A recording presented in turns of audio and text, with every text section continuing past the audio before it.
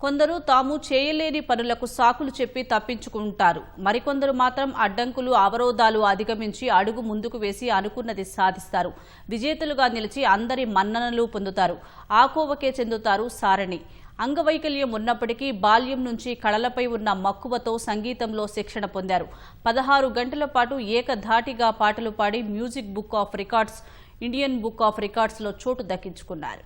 ఆంధ్రప్రదేశ్లోని నర్సీపట్నంకు చెందిన సారణికి చిన్నప్పటి నుంచి కళలంటే చాలా ఆసక్తి. డిగ్రీ పూర్తి చేసిన తర్వాత ఖాళీ సమయం దొరకడంతో ఫోటోషాప్, కోరెల్ డ్రా వంటి కోర్సులు నేర్చుకున్నారు. వీటి కోసం నర్సీపట్నం నుంచి హైదరాబాద్ వచ్చారు సారణి. 2017లో వివాహానంతరం భర్త ప్రోత్సాహంతో ఓ స్వచ్ఛంద సంస్థలో పనిచేశారు. బాల్యంలోనే మొర్రి ఉన్న ఆ వైకల్యాన్ని చూసి చిన్నబోలేదు సారణి. పాఠశాల స్థాయి నుంచే పలు పోటీల్లో పాల్గొని పురస్కారాలు సైతం అందుకున్నారు.